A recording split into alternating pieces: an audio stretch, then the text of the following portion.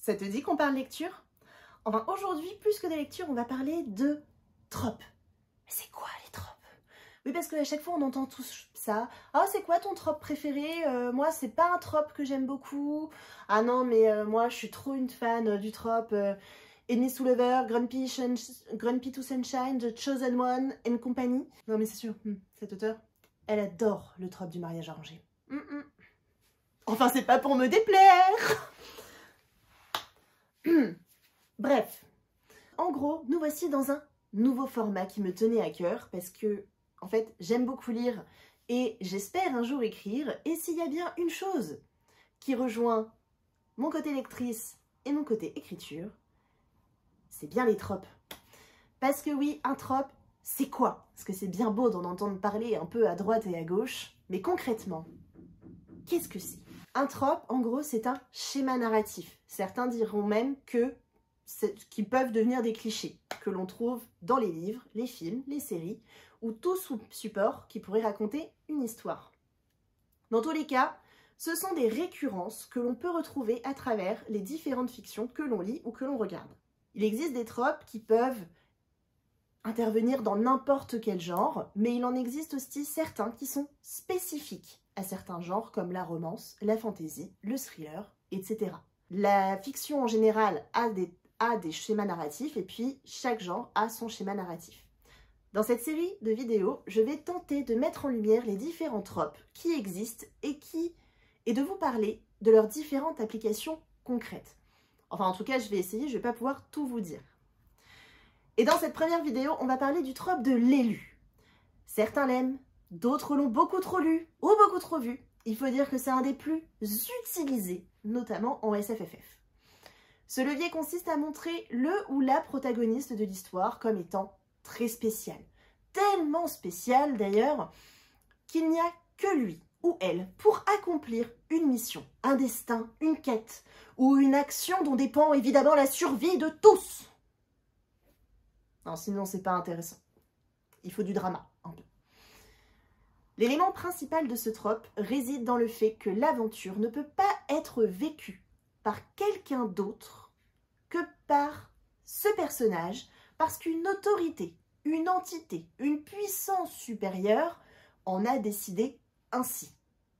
Cela est souvent décidé par le biais d'une prophétie, comme Lyra par exemple dans La Croisée des Mondes, Naruto dans le manga du même nom, Paul dans Dune, ou le plus connu d'entre eux, Harry dans Harry Potter, qui porte d'ailleurs la marque de l'élu sous la forme d'un éclair sur le front. Le principe de la marque est également repris dans The Mortal Instrument, avec la marque de naissance en forme d'étoile chez Clary ou Jace. À chaque fois, cette marque les pointe du doigt comme étant des élus reconnaissables spécifiquement par cet élément. Et le caractère d'élu peut également venir de certaines capacités hors du commun que possède notre élu, comme Frodon et sa capacité à résister à l'influence de l'anneau, par exemple dans Le Seigneur des Anneaux. Ou même être choisi par un objet magique, comme Sakura dans le manga Cardcaptor Sakura, choisi et appelé par le livre des cartes de Clos. Ou encore par Arthur dans les légendes arthuriennes, seul à pouvoir retirer l'épée Excalibur de son rocher. De même, l'entité qui choisit l'élu n'est pas forcément magique. Il peut aussi s'agir d'une entité politique, toute puissante, comme Katniss par exemple dans Hunger Games, choisie malgré elle comme image de la rébellion. Oui, parce que l'élu ne veut pas forcément être l'élu. Ça aussi, c'est important à savoir.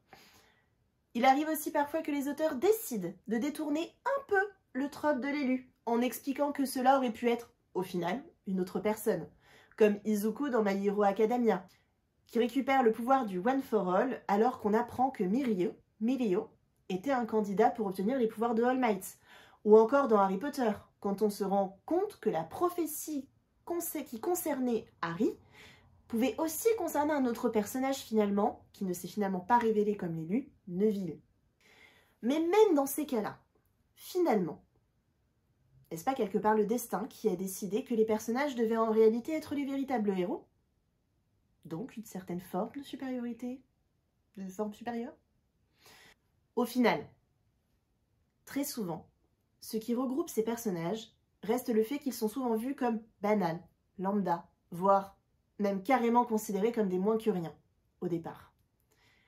C'est au fil du récit que ces personnages finissent par se révéler comme le héros ou l'héroïne qu'on n'attendait pas.